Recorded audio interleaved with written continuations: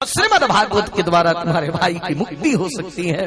गोकर्ण जी ने कहा कि महात्मा बड़ा सुंदर उपाय आपने बताया, मुझको वक्ता खोजने की जरूरत नहीं, मैं कथा खुद कहता था। अपने भाई के लिए मैं श्रीमद् भागवत की कथा सुनाऊंगा। आयोजन का विधान बना मेरे भाई, आयोजन का विधान बना। सबको पता चला कि गोकर्ण जी महाराज कथा कहने जा रहे हैं, गोकर्ण जी के द्वारा कथा होने जा रही है। सब लोग परम प्रसन्न हुए, है ना, बड़े प्रेम से सियाराम कीर्तन। आज एक तपस्वी महापुरुष का भी दर्शन आप लोग को हो रहा है ना, आप लोग दर्शन करें। इसके बाद महाराज जी आकर के आसन पर बैठ जाएंगे बड़े प्यार से, है ना, और नाम संकीर्तन। इसके बाद श्री राम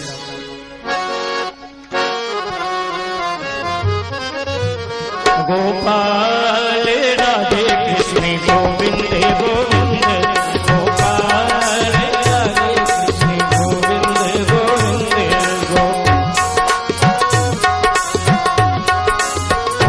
कृष्ण गोविंद गोविंद, श्याम गोविंद गोविंद, कृष्ण गोविंद गोविंद, श्याम गोविंद, कृष्ण गोविंद गोविंद, श्याम गोविंद। बैठ जाइए सब लोग, बैठ। कृष्ण गोविंद गोविंद, श्याम गोविंद गोविंद, कृष्ण गोविंद गोविंद गोविंद, गोपाल गोविंद गोविंद, गोपाल श्याम गोविंद गोविंद, श्याम गोविंद गोविंद, सभी लोग बैठ जाएं। श्याम गोविंद गोविंद, गोविंद गोविंद, श्याम गोविंद, गोपाल गोविंद गोविंद, गोपाल नारायण नारायण नारायण नारायण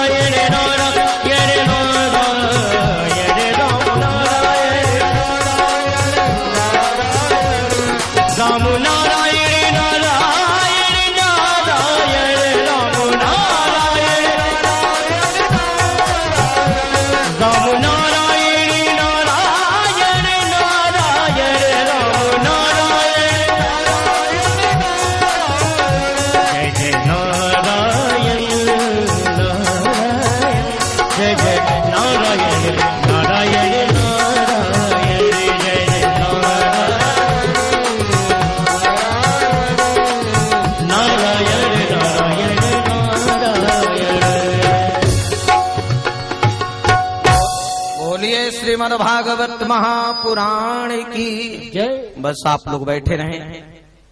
इस यज्ञ का जो अनुष्ठान चल रहा है ये परम सौभाग्य है, इस कथा का फल है।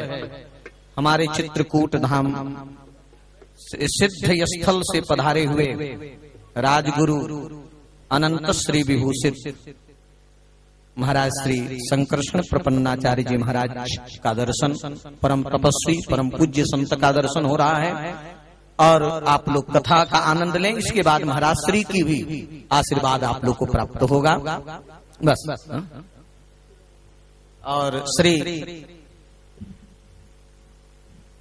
मार्कंडे आश्रम के परम तपस्वी श्री परम तपस्वी परम पूज्य संत श्री फट्टी बाबा महाराज जी का भी आप लोग दर्शन कर रहे हैं।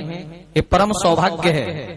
देखिए श्रीमद् भागवत की कथा में, यज्ञ में संतों का दर्शन और संतों की कृपा प्राप्त हो जाए, यही यज्ञ का फल है।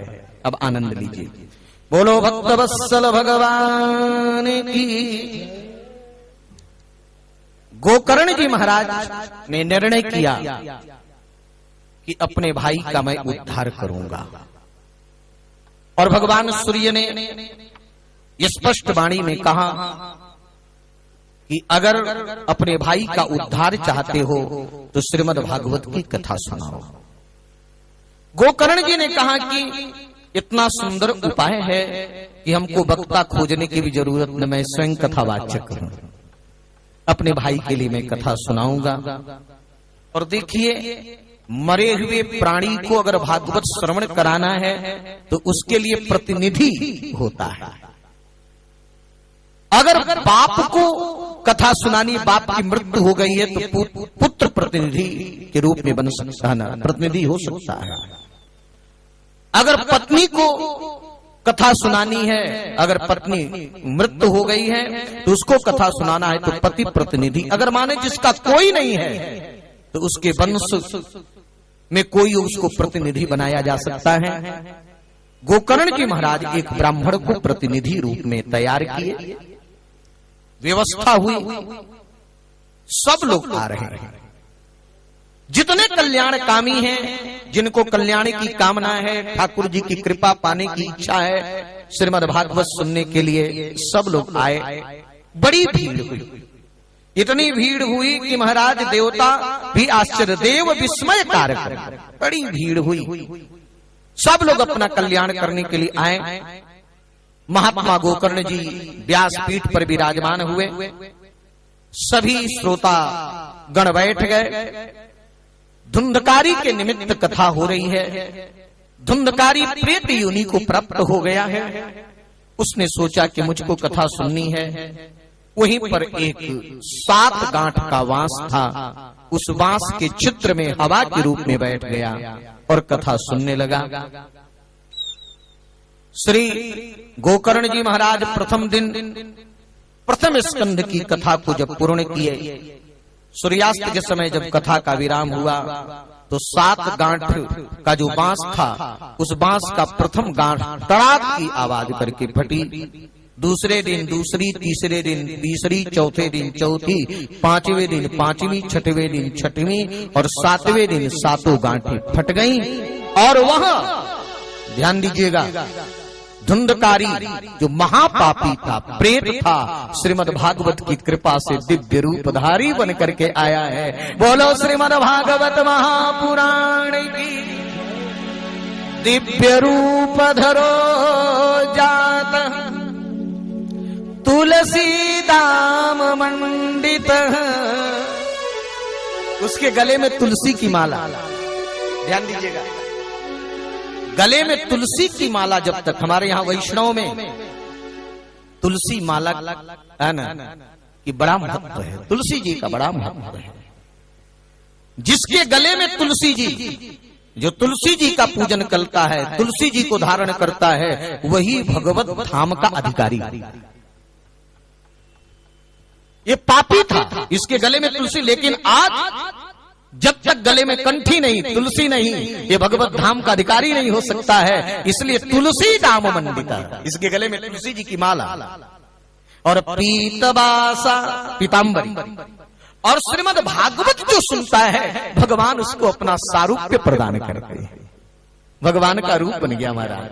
पीतांबरी सुंदर घनश्याम, इसके मस्तक पर मुकुट, कानों में कुंडल हो गया।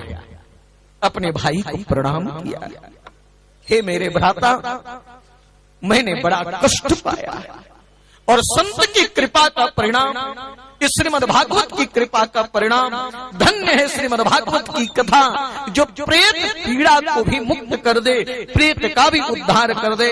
और ध्यान देना मेरे श्रोताओं, जिस समय प्राणी श्रीमद् भागवत की कथा सुनने के लिए तैयार होता है, उस समय उसके जीवन के सारे पाप कांपते हैं। अब हम कहाँ जाएंगे, हमारा तो अब विनाश हो जाएगा, है ना।